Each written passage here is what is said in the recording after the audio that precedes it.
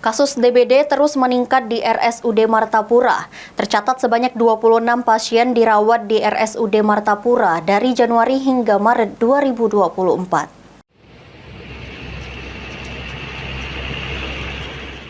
Sepanjang awal tahun 2024 terhitung dari bulan Januari hingga Maret tahun 2024, tercatat sebanyak 24 pasien penderita DBD dirawat di Rumah Sakit Umum Daerah Martapura, Kabupaten Oku.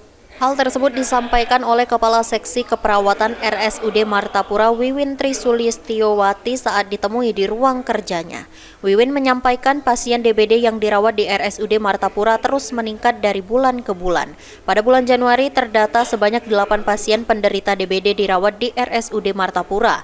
Sementara itu pada bulan Februari sebanyak 14 pasien dan di awal bulan Maret ini telah tercatat sebanyak 4 pasien penderita DBD yang dirawat di RSUD Martapura.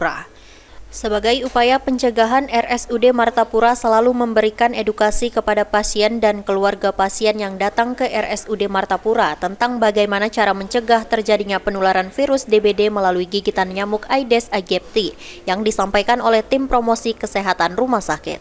Wiwin juga menghimbau kepada masyarakat untuk selalu menjaga kebersihan lingkungan tempat tinggal dengan menerapkan 3M, menguras, menutup, dan menimbun tempat-tempat yang terdapat genangan air, agar nyamuk Aedes aegypti tidak dapat berkembang dan dapat mencegah terjadinya penularan virus DBD. Kasus demam berdarah di RSUD Martapura yaitu di bulan Januari sebanyak 8 pasien, kemudian di bulan Februari 14 pasien, kemudian di bulan Maret ini sampai sekarang sudah terjadi kasus pasien yang ke rumah sakit sebanyak 4 pasien.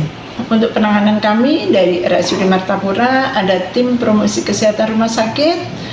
Teman-teman dari PKRS ini memberikan edukasi baik kepada pengunjung maupun keluarga pasien yang datang ke RSUD Martapura. Kemudian yang terakhir, kalau misalkan ada pasien yang memang dinyatakan terkena demam berdarah, kami ada pengelola yang lapor ke Dinas Kesehatan.